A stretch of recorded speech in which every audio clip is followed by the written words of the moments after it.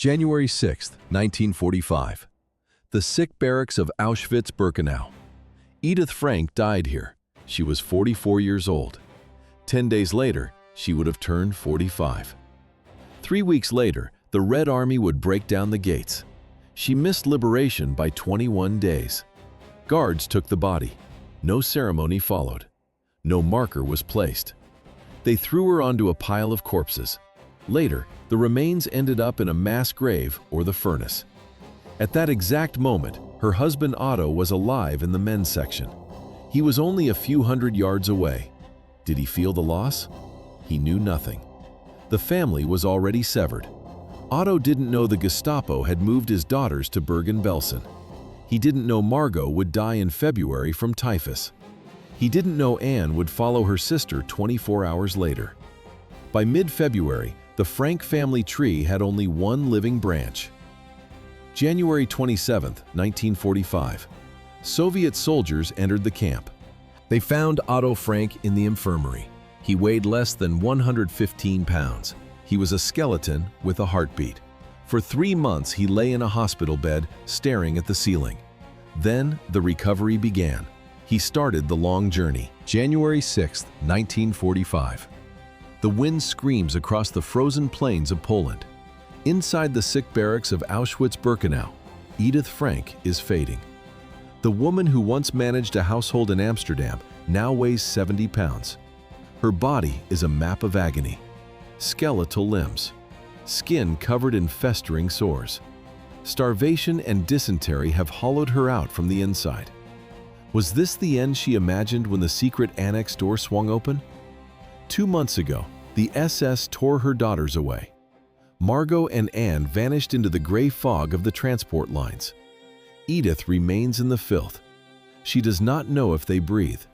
She does not know they are currently shivering in the mud of Bergen-Belsen. Her husband, Otto, is barely a mile away in the men's camp. A wire fence stands between them. It might as well be an ocean. They will never speak again. Liberation is coming. The Red Army is less than 100 miles away. In 21 days, Soviet boots will crush the snow of the main gate. 3 weeks. For Edith Frank, it is an eternity she does not have. The end arrives in hours, not days. She closes her eyes in the stench of the barracks. There is no prayer. There is no headstone. Guards toss her frame onto a growing mountain of corpses. Edith Frank becomes a number in a ledger. She becomes another body in the pile. The ledger closed on a nameless number. In the end, Edith Frank was just another body in the pile. No ceremony followed. No grave waited. Only the cold indifference of the Reich. Everyone knows the daughter. Anne's diary sits on millions of bookshelves, a symbol of hope. But who knows the mother? For 5 months, Edith endured a systematic destruction of body and spirit. She made brutal choices that history ignored. Why did she choose to die? Hunger was the primary weapon in Auschwitz-Birkenau. Edith turned that weapon against herself. She stopped eating to save her daughters. When the hunger peaked, she acted. Edith dug a hole through the barracks wall with her bare hands. She pushed scraps of bread through the jagged gap. It was a desperate lifeline. Then came the final blow. The SS separated them. Edith watched as guards dragged her daughters away to another camp. Her reason for survival vanished. She simply gave up. The myth of the cold mother is a lie. This is the reality of a privileged childhood and a perfect marriage that fractured under pressure. It is the story of a strained relationship with Anne that remained forever unresolved. It is 5 months of hell that ended in total isolation. While her family was scattered across the Nazi death machine, Edith Frank died alone in January 1945. November 1944. The psychological pressure reached a breaking point as Edith Frank's body finally surrendered. A high fever took hold. Dysentery followed. She was no longer a prisoner. She was a clinical case in a system designed to manufacture corpses. Was there any hope in the sick barracks? No. The infirmary at Auschwitz-Birkenau offered no medicine and no care. It was a hall for the dying, a place to lie down and wait for the end. Rosa de Winter lay in the Dirkfall block, the diarrhea barracks. In early January 1945, a fresh group of patients stumbled through the doors. Rosa looked up and saw a ghost. It was Edith. The transition was absolute. The woman who had managed the annex was gone. In her place stood a skeletal figure, drained of everything but the instinct to breathe. Rosa watched as Edith's strength evaporated. The end came on January 6, 1945. Edith Frank died in the sick barracks of Auschwitz-Birkenau. She passed away 3 weeks before the Red Army liberated the camp. Rosa de Winter-Levy saw the end. She was there in the sick barracks when Edith Frank became a ghost. In January 1945, the Red Army reached the wire of Auschwitz. Rosa walked out alive. Did she find what she lost? The journey back to the Netherlands took months. Rosa reunited with her daughter Judith. By September 1945, the ink was already drying on her memoir, Escape the Gas Chamber. It was one of the first testimonies the world would ever read. She wrote about the friendship. She wrote about watching Margot and Anne being dragged away, and she wrote about Edith. On the long trek home, Rosa met a hollow-eyed man named Otto Frank. She had to tell him his wife was dead. She chose mercy over the truth. Rosa told Otto that Edith passed away peacefully, drifting off from simple weakness. It was a kind lie. The reality was a slow-motion execution. Edith Frank suffered for 5 months without a single hour of relief. Starvation does not kill quickly. It consumes the muscles first, then the organs, then the mind. Edith watched her body vanish.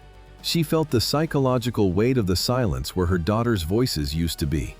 Every day, the hope drained out of her like water through a sieve. She suffered until there was nothing left to break. Rosa de Winter-Levy published her account just 8 months after liberation. The Frank family legacy splintered across the geography of the Nazi camp system. By February 1945, the separation became absolute. Inside the wire of Bergen-Belsen, Anne and Margot faced the end with a crushing certainty. They believed they were the last ones left. Did they know the truth about their parents? No. Anne told her friends in the camp that her mother was already dead. She believed Otto had perished in Auschwitz as well. She saw herself as an orphan in a world of ash. In reality, her father was alive, recovering in a liberated infirmary. He was surviving. Anne died never knowing he had made it. The girls were half right. Edith Frank was indeed dead. She had spent her final weeks in Auschwitz-Birkenau, funneling every scrap of bread to her daughters. She starved so they might have a few more calories. She withered so they might stand. By January 6, 1945, her body simply stopped. Edith died 1 month before her children. Her sacrifice was total, and it was hollow. The Holocaust did not reward maternal devotion. It operated with the cold efficiency of an industrial meat grinder. It took the mother's life in Poland and then reached into Germany to take the daughter's. The statistics of the tragedy are precise. 1 mother dead from starvation in Auschwitz. 2 daughters dead from typhus in Bergen-Belsen. By mid-February 1945, all 3 Frank women were gone. Edith Frank gave everything she had, but the machine killed them anyway. By late January 1945, the Soviet army reached Auschwitz. Otto Frank was alive. He weighed barely 100 pounds. For 3 months he stayed in a field hospital. His body recovered. His mind searched for a reason to go on. In March 1945, he reached Katowice, Poland. A familiar face appeared in the crowd. Rosa de Winter-Levy. They had been in the camps together. Did he already fear the answer? Rosa spoke of Edith. She described the infirmary in Auschwitz-Birkenau. She said Edith died on January 6th. Exhaustion, starvation, weakness. Rosa told him it was peaceful. It was a lie, a mercy. Edith Frank suffered for 5 months. She watched her daughters disappear into the fog of another transport. She gave them every scrap of bread.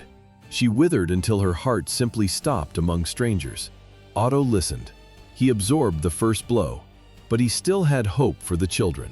In June 1945, Otto returned to Amsterdam. The city was free. The annex was empty. He moved in with Miep Gies and her husband. Every morning followed the same pattern. He wrote letters, he visited the Red Cross, he posted notices in newspapers. He stood at the train station, scanning the faces of every returning survivor. In July, the search ended. He met two sisters, Jannie and Lientje Brillislijper. They had been in Bergen-Belsen. They saw Anne. They saw Margot. The sisters confirmed the date. Both girls were dead. Of the 4 people who went into the secret annex, only Otto Frank remained. Otto Frank returned to Amsterdam, a ghost. He was the only one left. 1945 marked the end of his family, but the beginning of a legacy he never expected. Miep Gies reached into her desk drawer. She pulled out a bundle of papers and notebooks. She had saved them after the Gestapo raid, waiting for a girl who would never come home. Otto opened the first page. Was this really his daughter? He read about fear, love, and the raw mechanics of human nature. The depth of her thoughts terrified him. He realized he had never truly known the girl living behind the bookcase. But the pages also held venom. Anne's pen had been a scalpel, and Edith was her target. Otto faced a choice. The diary was a masterpiece, but it was also a betrayal. He began to edit. He cut the most brutal insults to protect his wife's memory. He smoothed the sharpest edges, but he didn't remove everything. The diary became a global phenomenon. It moved from paper to the stage, then to the cinema screen. Millions watched. They saw Edith Frank as a cold, sarcastic shadow. The world met an unsympathetic woman who failed to understand her child. The public never saw the mother who gave up her last crust of bread. Instead, they remembered the tactless parent from the published version. One of history's most tragic ironies took root in those edited pages. The published diary created a ghost. It replaced a living, breathing woman with a flat, cold caricature. Readers worldwide saw Edith through the eyes of a frustrated teenager. They saw a mother who was critical, distant, unsympathetic. This version of Edith Frank became the global standard, taught in schools from Amsterdam to Tokyo. But who was the woman behind the ink? The real Edith Frank did not die as a character in a book. She died alone in Auschwitz at the age of 44. By then, she was a skeletal shadow of the woman who had once managed a household in Frankfurt. Her sacrifice remained hidden behind the barracks walls. Did she ever regret the silence between her and Anne? Perhaps. But her actions spoke louder than the diary's sharpest entries. In the final months, Edith stopped eating. Every scrap of bread and every spoonful of watery soup passed from her shaking hands to her daughters. She watched them wither and chose to starve first. She was a woman trapped in a marriage that lacked passion, yet she maintained a home. Trapped in a secret annex for 761 days, yet she kept her composure. Finally, trapped in a death camp, she used her bare hands to dig through stone and soil to reach her children. History remembers the daughter's voice. It forgets the mother's hunger. While Anne became a global icon of hope, Edith became a footnote in her own tragedy. She remained the supporting character in a story that would eventually reach 30 million readers. The most painful irony stayed buried in the camps. When Anne was eventually moved to Bergen-Belsen, she believed her mother had already perished. She didn't know Edith was still alive, saving crusts of bread for a reunion that would never happen. Edith Frank took her final breath on January 6, 1945. In January 1945, Edith Frank died of exhaustion. She had a hoard of bread hidden under her mattress. Why save food while your body consumes its own heart muscle? The math of starvation is brutal. When a person weighs less than 40 kilograms, the organism begins to eat itself. First the fat, then the skeletal muscle, finally the vital organs. Edith watched her daughters. She hid the scraps for them. November 1944. The infirmary at Auschwitz-Birkenau. Rosa de Winter watched as Edith grew thinner every day. She refused to eat her own rations. Every crust was a gamble on a future she wouldn't see. The diary portrays a cold woman, an unsympathetic mother. A teenager wrote those words. Anne was 13. She saw her mother's flaws but missed the sacrifice. She saw the distance but ignored the pain that caused it. Anne died at 15, frozen in time as a daughter who viewed her mother as the enemy. But the camp stripped away the teenage rebellion. Survivors testified to a different reality. In Auschwitz, the Frank women were inseparable. No more arguments, no more biting remarks, only the raw mechanics of survival. Anne finally saw her mother clearly in the shadow of the gas chambers. By the time the separation came, the conflict was gone. Edith remained in the infirmary while her daughters were shipped to Bergen-Belsen. She spent her final weeks staring at the ceiling of a wooden bunk. The sound of labored breathing filled the barracks. She was alone. Her sacrifice was for daughters who would never return to claim the bread. Edith Frank breathed her last on January the 6th. The separation in October 1944 was a death sentence. Without Anne and Margot, Edith Frank lost the mechanics of survival. She was moved to the infirmary barracks of the Birkenau lager. This was a waiting room for the gas chambers. Why hide bread when you are starving to death? The Blockultesta helped her escape several selections.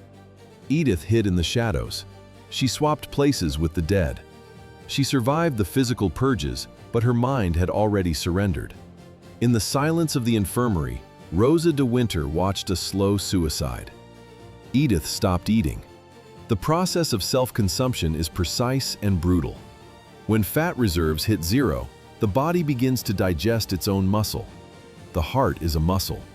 By November 1944, her cardiac tissue was likely being broken down for fuel. Her weight dropped below 40 kilograms. She wasn't just starving, she was hoarding. Edith took her meager rations and hid them.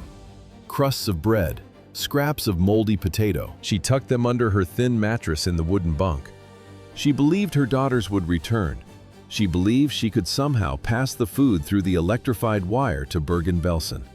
The daughters were hundreds of miles away. The bread under the mattress stayed there. Witnesses heard her heavy, rattling breath in the dark of the infirmary. It was the sound of an empty engine seizing up. In January 1945, the heart finally stopped. Edith Frank died in her bunk.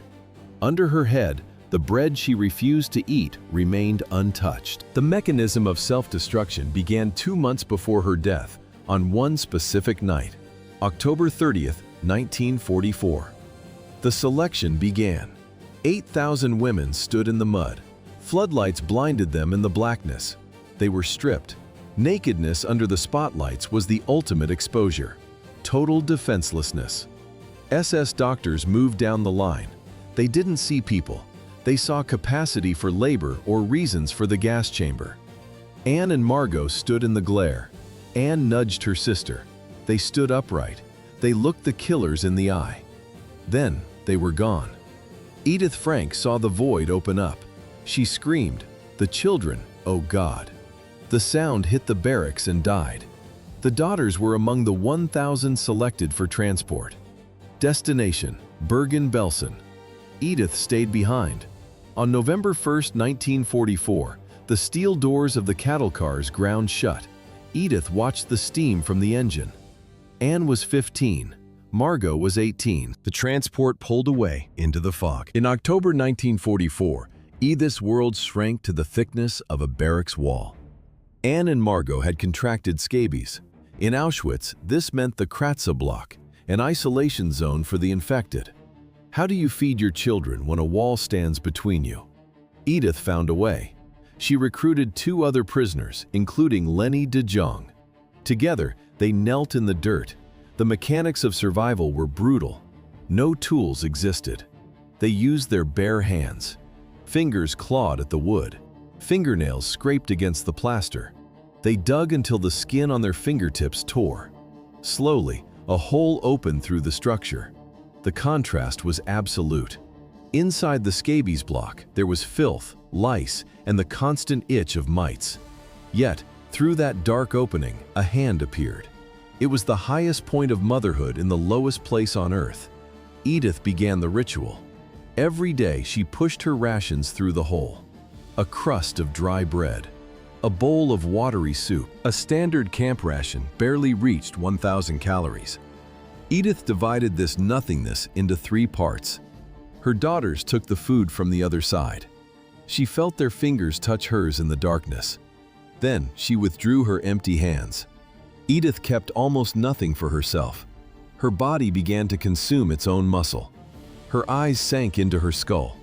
This was the start of her physical collapse. This sacrifice was born in the filth of Barrack 29. Section B, 2B, Birkenau. The three Frank women stayed together: Edith, Anne, Margot. How long does a teenage rebellion last in a death camp? In the extreme conditions of the Holocaust, the typical friction between mother and daughter vanished within 72 hours. Survival replaced identity. Bluma Evers Emden watched them. She saw the change.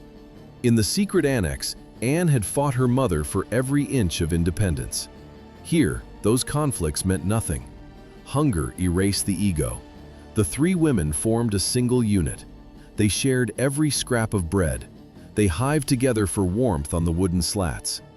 Rosa de Winter Levy noticed the bond. She was a mother too. She saw Edith's focus shift entirely to the girls. The daughters no longer saw a cold mother. They saw a shield. The family stood as one. The names had vanished a month earlier on the Birkenau platform. The train stopped. It was September 5th, late at night. The doors slid open to a wall of blinding light and the sound of iron boots. Dogs strained at their leashes. SS guards screamed Schnell and Raus. The platform became a machine.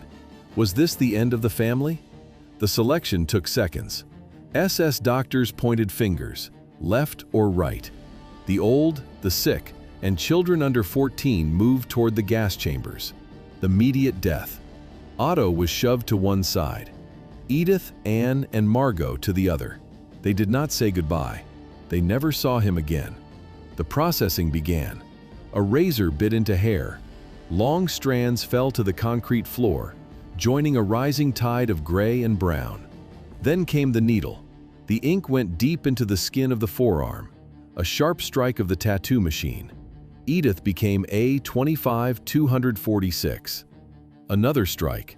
Margot became A25064. Anne looked at her own arm. She was now. The identity of the girl from the secret annex was gone. The striped uniforms were identical. The shaved heads were identical. The numbers were sequential. A 25246, a 25064, a 25063. The guards marched them toward the B2B section. Barrack 29. The train from Westerbork pulled out on September 3, 1944. It was the final transport to the east. 1,000 prisoners moved toward the Reich. The cattle cars were sealed from the outside. 70 people occupied a single wagon. There was no food, there was no water. A single wooden barrel served as a latrine for everyone. The air turned into a thick, humid fog of breath and sweat. The stench of 70 bodies became a physical weight. Edith Frank sat in the dim light.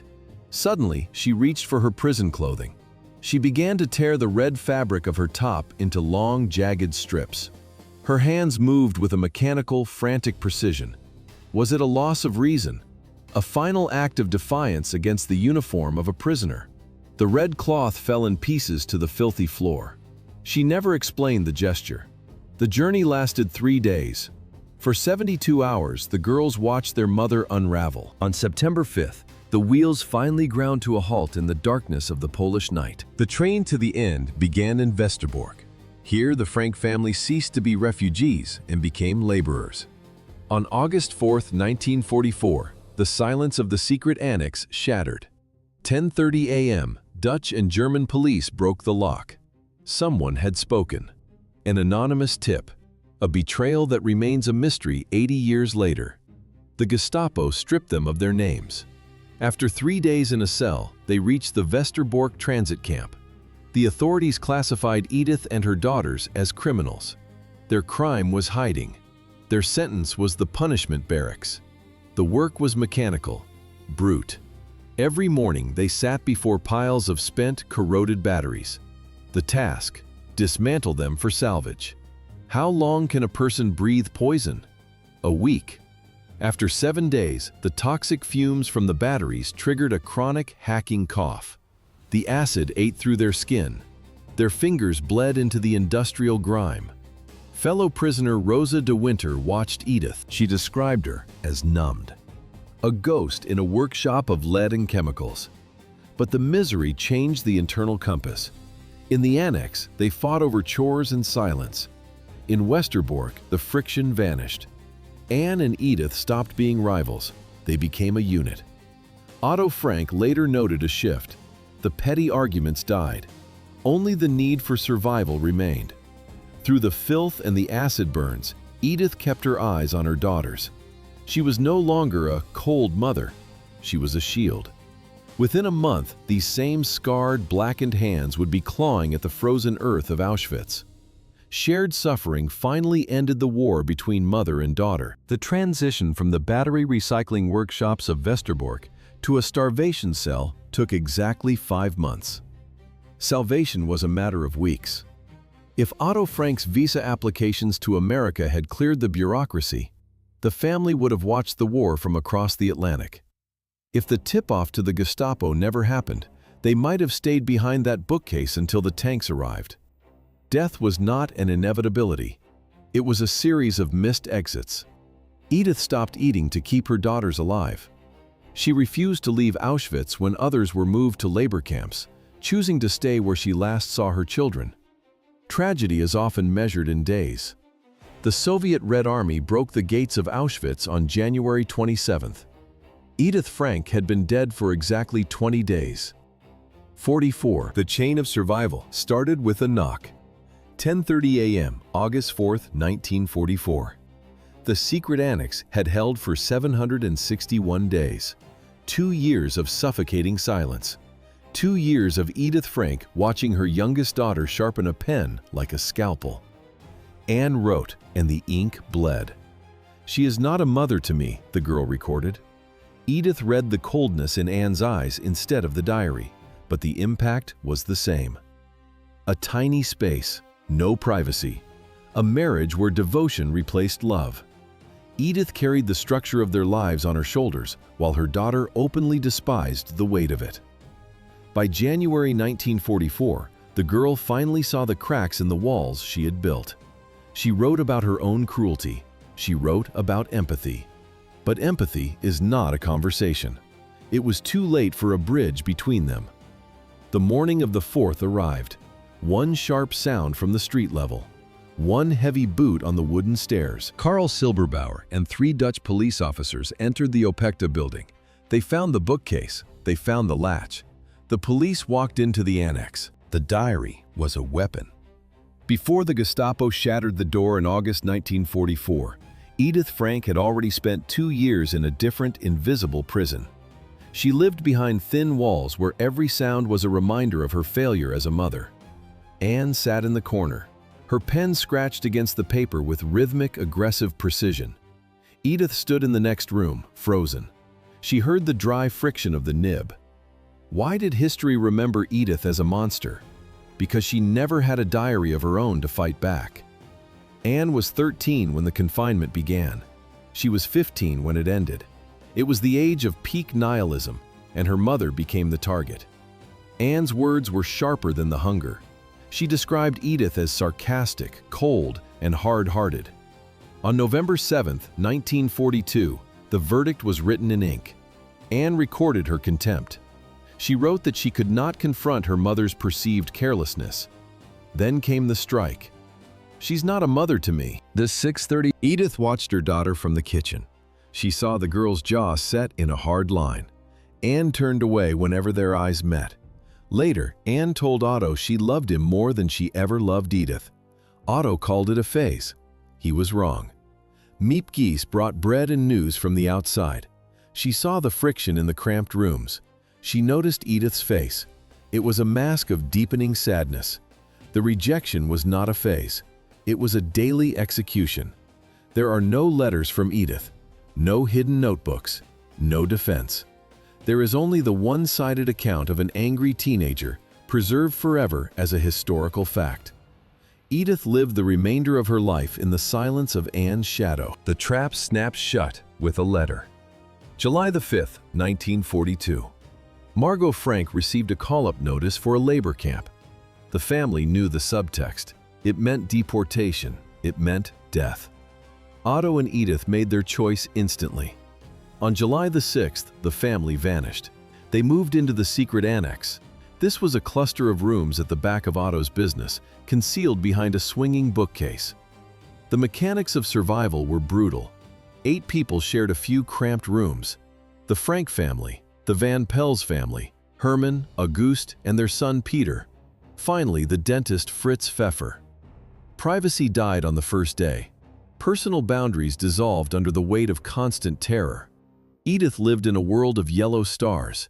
Even when they were unpicked from their coats to hide their identity, the fabric remained faded. The ghost of the star stayed on the cloth. The atmosphere turned toxic. Tiny habits became triggers for war. The scrape of a chair, the sound of a cough. Stress transformed petty arguments into screaming matches. Outside, the occupation crushed the city. Inside, 8 people crushed each other. Edith carried the weight of a double mourning. Her sister Bettina had died at 14. Now her mother Rosa was gone, taken by illness in January.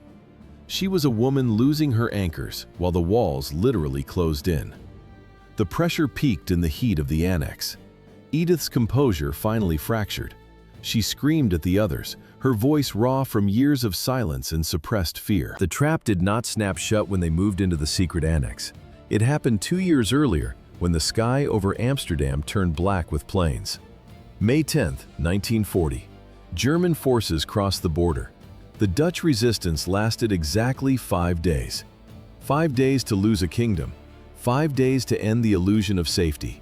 For Edith, this external collapse mirrored the slow rot of her domestic control. The walls were closing in long before the physical hiding began. In March 1939, Edith's mother, Rosa Hollander, arrived in Amsterdam. She was a refugee from Aachen, carrying the weight of a shattered Germany into their small apartment.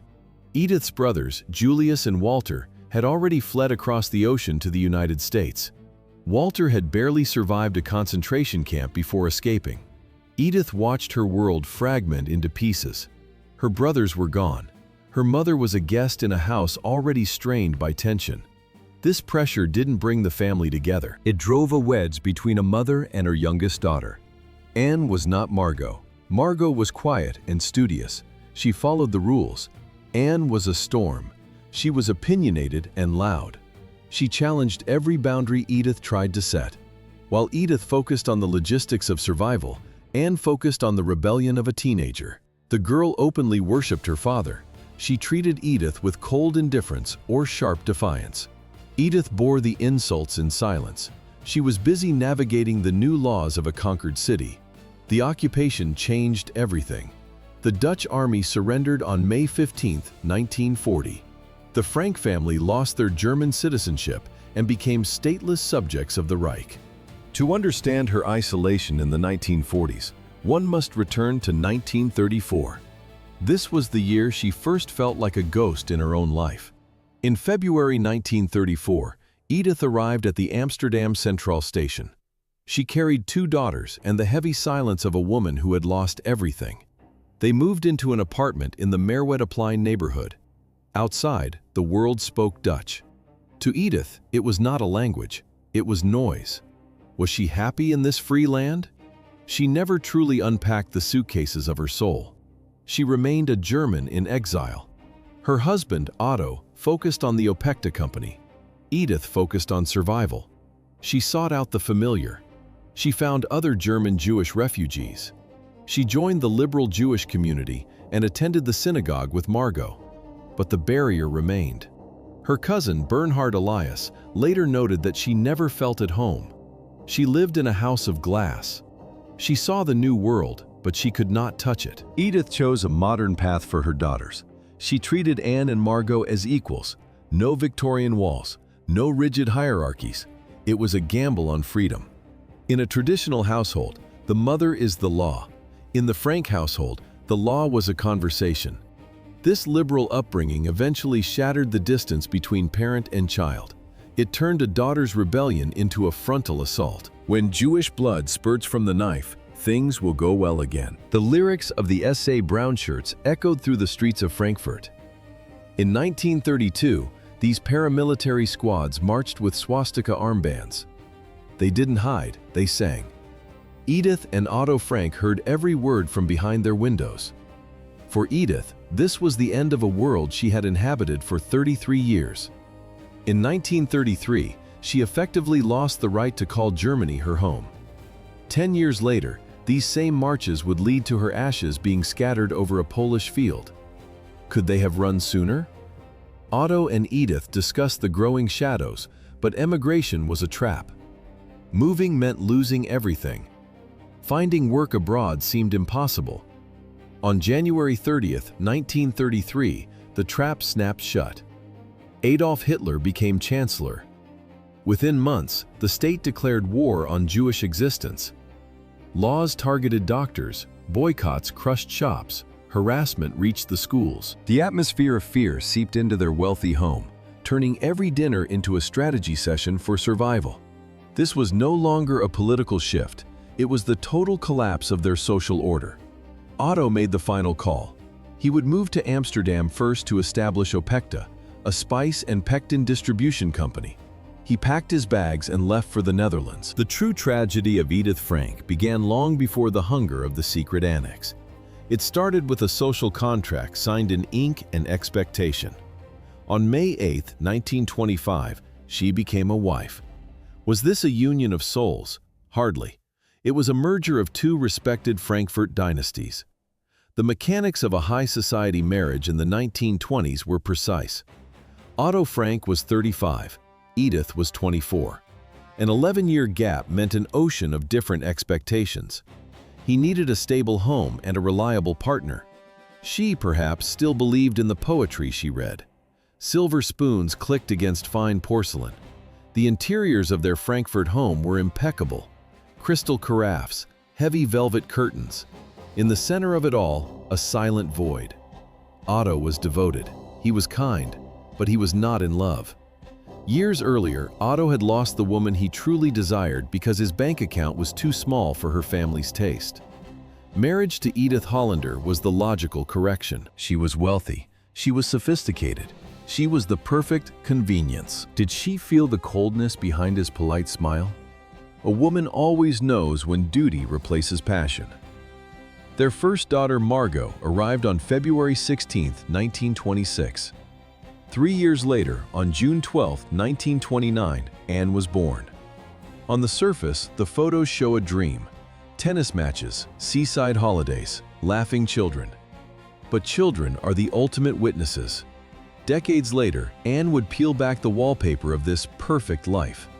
She saw a mother who loved deeply and a father who merely performed his role.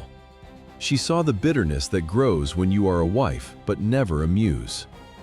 Anne eventually documented the quiet erosion of her mother's spirit in the pages of her diary. To find the source of this silence, one must rewind the film to the beginning of the century.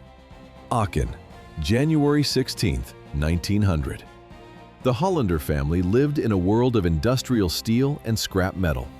Her father, Abraham, traded in boilers and heavy machinery. Wealth was their armor. Privilege was their language. Edith was the youngest of four. Two brothers, Julius and Walter. One sister, Bettina. They were Germans first, Jews second. Cultured, educated, secure.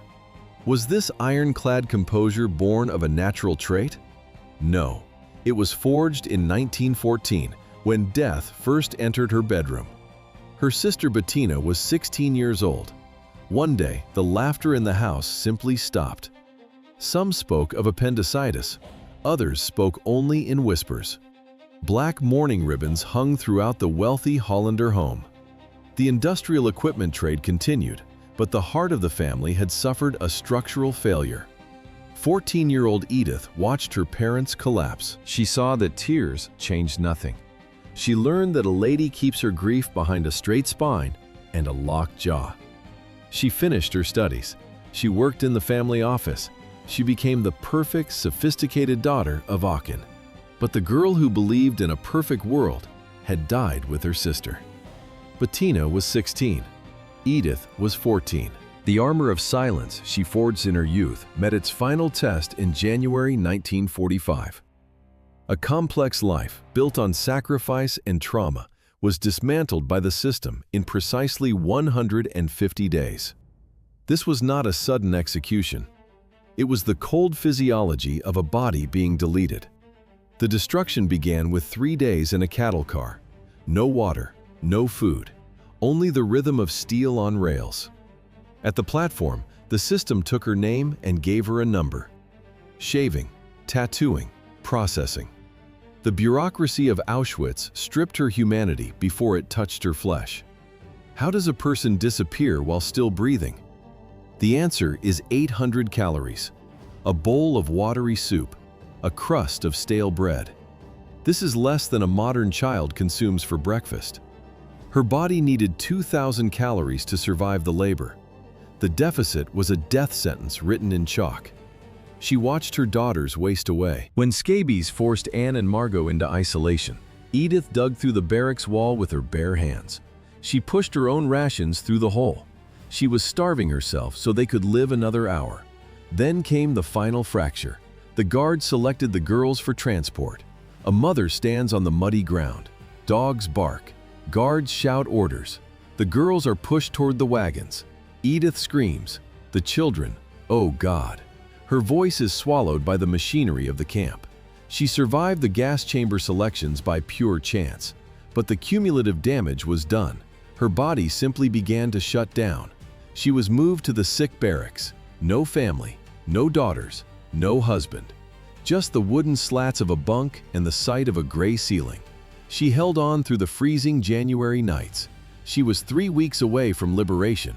She was 10 days away from her birthday. Edith Frank died alone on the barracks floor. Millions of people have read the diary of Anne Frank. They saw a cold, distant woman through the eyes of a frustrated teenager. They saw a villain. But history is often a lie told by the survivors. The world remembers the bad mother. The reality of Auschwitz-Birkenau tells a different story. January 6, 1945, 3 weeks before the Red Army reached the gates. Edith Frank lay on a wooden plank. Her body had nothing left to give. For months, she had performed a silent, lethal ritual. She hid her bread. She scraped every gram of sustenance from her own plate and passed it to Anne and Margot. Did she know her sacrifice was already in vain? Her daughters were gone. Moved to Bergen-Belsen, Edith was left behind in the mud and the ash. The numbers are precise. The ration was 800 calories, a slow death sentence.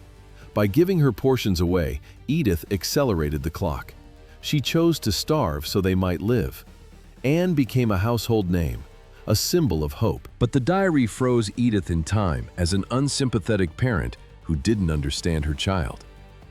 This is the final cruelty of the Holocaust. It didn't just take her life, it stole her character. We owe her the truth. She was not the shadow in Anne's room. She was the woman who watched her children be dragged away and still chose to die for them. Edith Frank died of starvation in Auschwitz-Birkenau.